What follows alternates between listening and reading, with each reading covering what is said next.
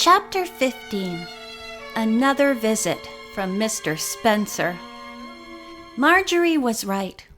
Pat had come over with a basket of fresh bread, eggs, and fish. They wouldn't starve as long as Pat and Anne Mary were around, thought Jimmy. He was forever raiding the icebox, much to Penny's consternation. Immediately, the four Allens deluged Pat with news of the exciting events of the day. Everyone talked at once, until finally Pat laughed and shook his head. "Can't make head or tail out of what you're trying to tell me. Penny, you're making less noise than the rest. Suppose you tell me what's happened, if the others can keep quiet for 5 minutes." Then Penny told Pat their story calmly and coherently. With a few comments from the others from time to time, she related all that had happened while Pat listened attentively. When she had finished, Pat cleared his throat and said, "It sounds like a pretty big order to me, finding this girl's father. I always thought that Mr. Spencer was up to no good. That's the reason I wouldn't let him trespass on this property a while back, like I told you. Won't do any harm to write to this Mr. Shaw, though. I suggest you do that first. Now, tell me, what do you plan to do with this house over the winter?" "We'd like to stay here, sir, if you think that's right," explained Phil. "We haven't made any definite arrangements because we wanted your advice first. Yet we haven't any place else to go, and we like it here." "Marjorie, will you take this soup up to Adra now? Be careful, it's hot." When Marjorie had left the room, Penny continued. "We're a little worried about money matters, Pat. If we stay, how much do you think it will cost to heat this place?" "Yes, and do you know of any place I could try to find a job?" asked Phil. "Well, now, that's a funny thing," Pat said. "Just this morning I was over in Somerton, a town about 10 miles east of here. I ran into a friend of mine who works at one of the big industrial plants there. We talked of this and that, and he told me, 'You just don't seem to find young men with ambition nowadays who are willing to start in on a small job with a view to advancement and steady pay.' I told him I couldn't agree, thinking of you and others that live around here, but he said he'd give me an example. He said there was a position open at his place as an assistant to the draftsman. Had something to do with drawing machinery parts, he explained. Well, he said, none of the applicants they had were willing to take the job because it didn't seem important enough to them." "Golly!" Phil exclaimed. "I took some mechanical drawing and engineering courses when I was in college. In fact, that's what I planned to major in, engineering. Do you suppose I could get that job? Where did you say this place was? In Somerton? We passed through there on our way here, didn't we, Penny?" He was obviously much excited. Penny nodded, thinking to herself how fortunate they were that everything was turning out so splendidly. "You just come over there with me tomorrow, then," Pat told him. "I sort of hinted to Joe Emery that I knew a young man for the job, so he'll be prepared to see you." "What about schools, Pat?" asked Penny. "Oh, there's a fine grade school about 5 miles south, with a first-rate high school along with it. The school bus goes right by here, too." Jimmy, who was secretly disappointed that he couldn't be the one to have the job, brightened at the recommendation for the high school. He had previously attended an Eastern military school, which he had liked very much. Still, he thought, there were probably lots of interesting boys and girls going to this high school Pat talked about.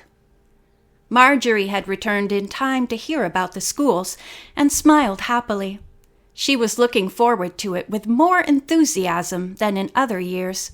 She was certain she wouldn't droop in school this year, with Penny nearby to comfort her. The next day, Pat dropped by early to meet Phil and take him in for his interview. The rest of the family hung about the house impatiently waiting for Phil to report when he returned. Penny was somewhat apprehensive about it all, although she tried to keep the others from knowing it. After all, Phil was only 19, and there were probably others, older than he, who wanted the job in spite of what Pat had said.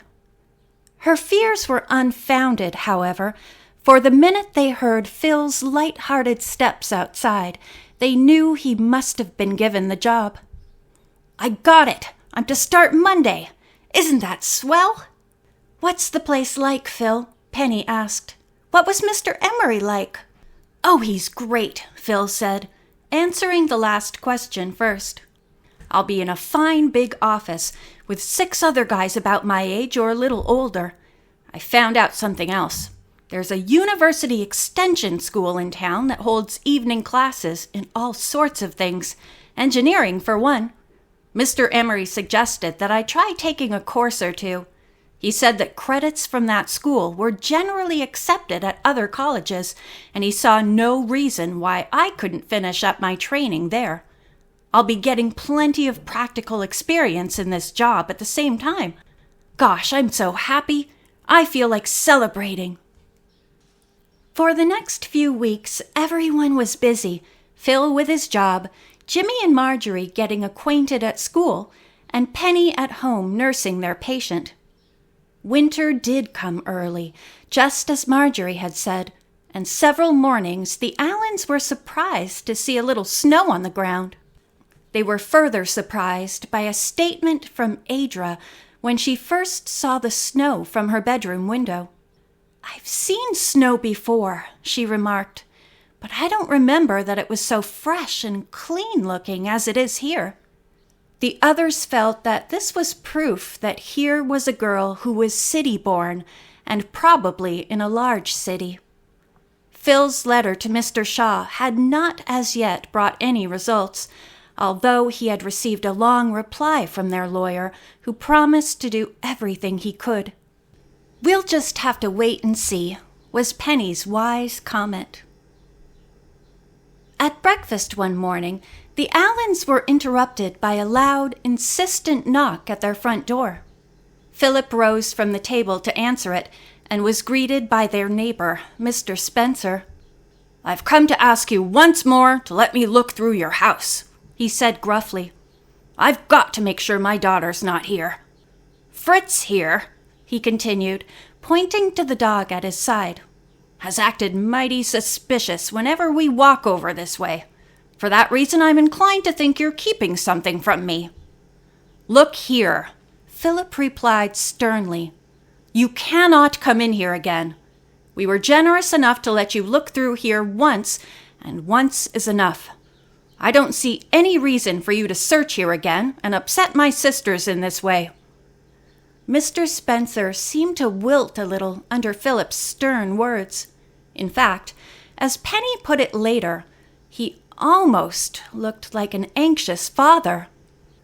"I only came here as a last resort," Mr. Spencer said more quietly. "You see, I was afraid, with winter coming, that if my daughter had been lost in the woods, she might freeze to death. I thought you might have found her and given her shelter from the cold." "Rest assured that we would have gotten in touch with you immediately had we found your daughter," said Phil, thinking to himself that he really wasn't lying. He was so positive the girl they found was not this man's daughter. "Thank you. I apologize for bursting in on you this way. I'm going back to the city in a few days, since my search has been worthless. I cannot leave my affairs for a longer period. In fact, I've been away too long, and there are many things that need my attention. I'm afraid I have lost my daughter forever. We're very sorry, Mr. Spencer." "Well, my boy, I shall say goodbye then." And with that he turned and left, whistling for his dog that had wandered away during the conversation at the Allens' door. "Phew," sighed Phil, when he had closed the door. "That was a close one. Better go upstairs and see if Adra is aware of that little scene, Penny. If she is, she's probably scared silly. Tell her there's nothing to worry about now. Did you hear him say he was leaving this part of the country?" Penny rushed upstairs to Adra's room and didn't answer Phil's question. She found the girl rather upset. "I couldn't help hearing all the commotion downstairs. Does he know I'm here? Has he come to take me away? No, of course not. He's going away from here very soon, so you won't have to worry about him at all anymore." With these soothing words, Penny was able to calm her quickly. Adra was much stronger now, a sign which the Allens hoped indicated a quick recovery of her memory. Philip had been unusually attentive toward her. This the others had noted, but they withheld comment. Whenever he had a spare minute, Phil could be found reading to Adra, or perhaps just amusing her with anecdotes concerning his new job or stories about the college days that had been terminated abruptly. Needless to say, Adra was a willing listener.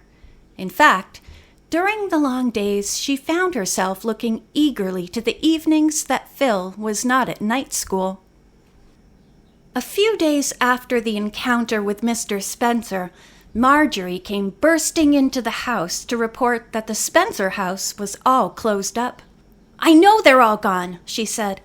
"I saw Mr. Spencer and his friends pull away from the house just as the bus passed by this afternoon."